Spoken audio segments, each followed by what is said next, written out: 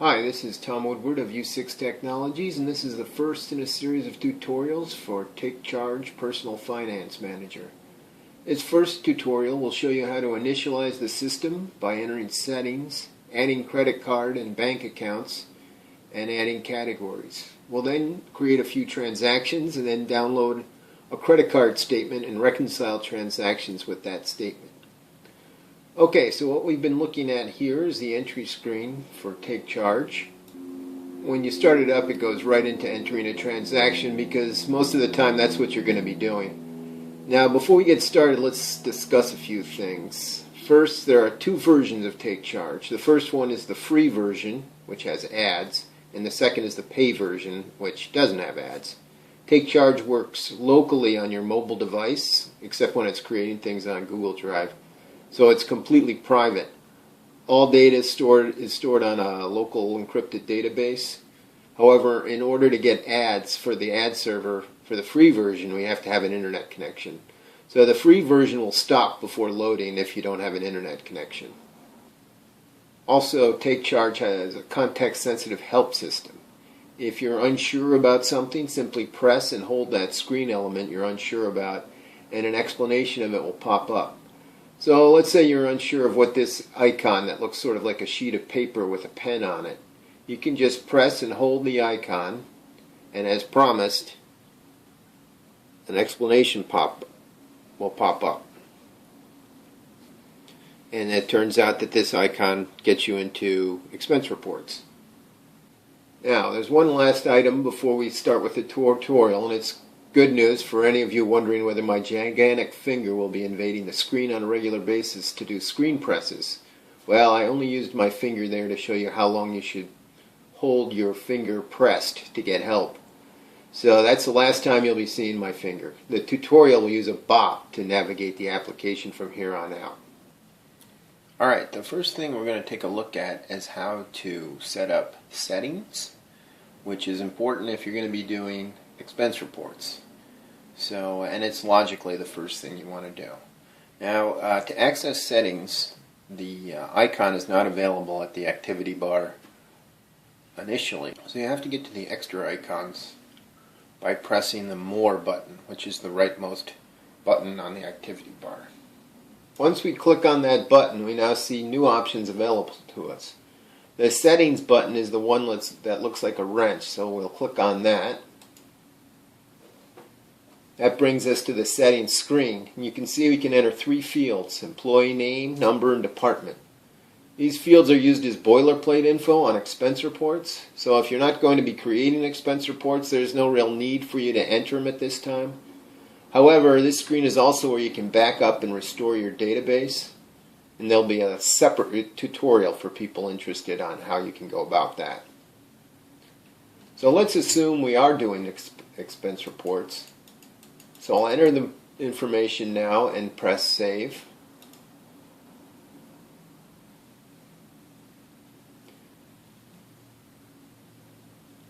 We're now back on the main screen, and you see we still have these secondary options available on the activity bar. So let's get back to the main options and click the More button again. So let's enter a credit card account. We click on the icon that looks suspiciously like a credit card to get to what is referred to as payment methods, because they can either be credit cards or bank accounts, etc.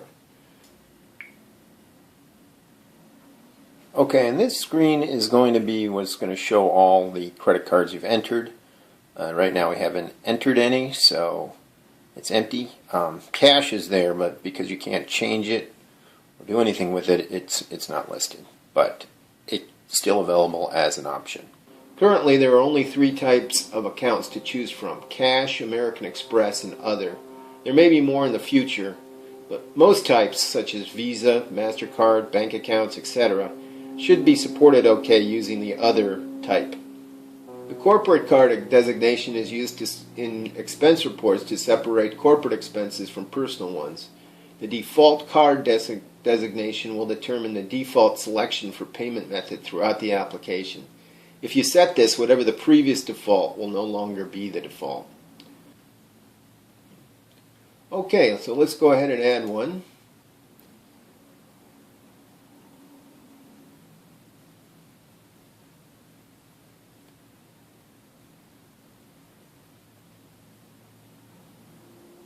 We're going to make it the default card. And as you can see, it's now added to our list. Now let's go into categories. It's the icon with the 3 bars in the activity bar. And as you can see, we do have categories already. These are system categories. These are the categories you must use when creating an expense report in order for the report to be itemized properly. You can still use them for personal expenses though, and these cannot be deleted. So let's add a couple of our own. We'll click the Add button. Categories are very simple. There's just a description to enter. We can add a bunch at once by hitting the Save and Add Another button on the right.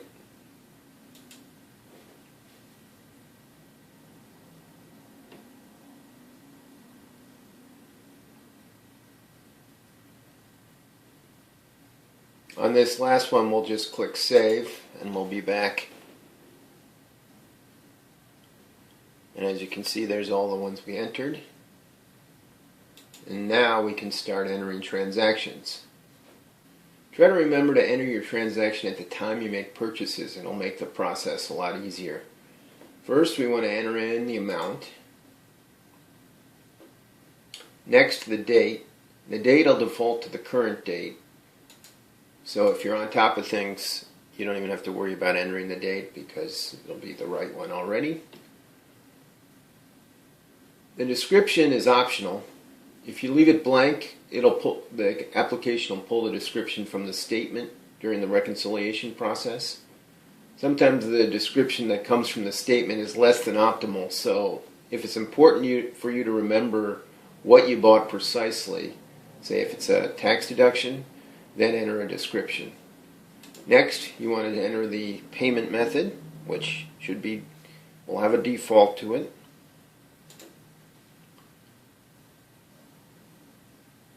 Then select a category. This is optional, but if you want to see how your expenses break down later in reports, then this is very important. If this transaction was part of an expense report, then you would select that. We're not going to get into that right now. Finally, you can check whether this is a tax deduction. Later you can create a report of all tax deductions for the year on Google Drive and share that with your tax preparer. By the way, in addition to skipping over expense reports, I also skipped over sub-transactions. We'll discuss those 2 topics in a tutorial called Advanced Transaction Entry. When we're done, we're going to click Save. Now you also see we have this tab Comments, where we can add detailed comments that are important for expanding on tax deductions and rechargeable expenses. And the Image tab will also be covered in the tutorial Advanced Transaction Entry. Okay, so that's transaction entry. Now if you need to modify a transaction, you can click the Modify icon on the activity bar and then select the transaction. The default list of transactions is all the transactions not yet reconciled. If you want to change a transaction that's already been reconciled, you'll need to change the filter to something that includes that transaction. Creating filters is covered in yet another tutorial. Now you can see these are all the current transactions that are not reconciled. I entered it much more when you haven't been looking. So let's assume it's the end of our monthly statement period. Our statement from our credit company is ready to be downloaded. At this time, the tutorial was created. No credit card or bank apps I know of can create the statement file directly on a mobile device. So let's switch to the computer. And we're already in our American Express account, my Gold Delta Sky Miles. I've already clicked Download up here. And this box has come up. So you want to click CSV. And then include all transaction details, and then click Continue. Okay, and once we click OK, it's going to ask if we want to save the file. We do, and we're going to say Save As. Okay, I have a folder named Statements, and within that an Amex folder, and then I usually name it the card type with the year and the month so they don't get confused with other statement files.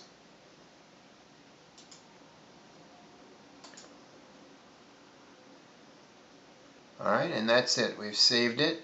Now we can either copy it to our device or email it. Usually emailing is going to be easier. Okay, we're back at our device, and now let's reconcile our account. So we go into the statement import.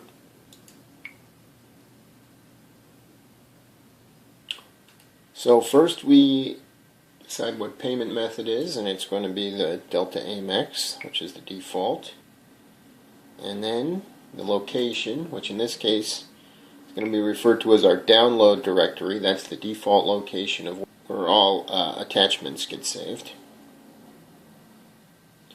And then if we've selected the right spot, our file is going to be there. Now these checkboxes, create trans, will also create the transaction on our side of it. So this is good for like archival statements that you want to bring in, get the information, not worry about reconciling them because they're from long ago, but you want the information so you can run reports off them. Reconcile after will immediately reconcile as right after the import occurs, so it's not a second step. We're going to do it in a second step, so we're going to leave that unchecked. And delete after will delete the file when it's done if you want to keep a nice tidy disk area. Alright, so let's go ahead and start the import.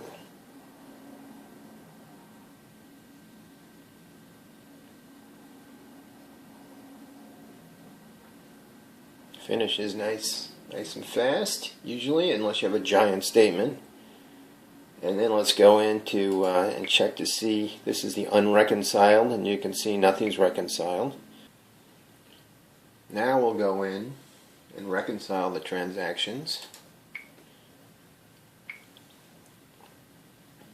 And it's done. Now if we go back into reconciled, we see that there's 3 now that haven't been reconciled. The one in the middle there is just a return.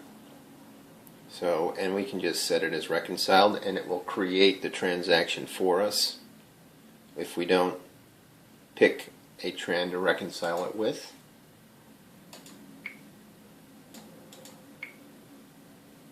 Okay, let's look at that one for 1307. So we go in, and that is what's coming from our American Express account. And let's see if there's any transactions that we've entered on that date that could be close to that. So we open up that list there, and we see there's one that we entered for 1370. So it looks like we transposed the cents. So let's choose that one. And then when we set it as reconciled, we're going to keep what American Express says was the amount for the transaction. So when it asks us to replace it, we'll say yes, and then the transaction is reconciled. Okay, let's look at that last one. This one is for $9.78, so this is a big ticket item, and $9.78 is what the American Express has said what the charge should be. So we'll go in, and here's the details for it from American Express. So let's see if we've entered any transactions on or about that date that might match this. So we'll go into that list again. And we see there's one for $800, so that's a pretty big discrepancy, $178. So this is something we probably want to research either with American Express or the company we made this purchase from to see why such a large discrepancy exists. And something we might not catch unless we're going over our expenses on a monthly basis. So let's assume that in this circumstance we find out that we were in the right, so we would say no to that question to replace the transaction amount. We want to keep it at $800. Okay, so that's it for the first tutorial on TakeCharge. Future tutorial topics are going to include expense reports, creating them and viewing them up on Google Drive, and also advanced transaction topics, and finally search techniques. So thank you for checking out Take Charge, and I hope you guys have a great day.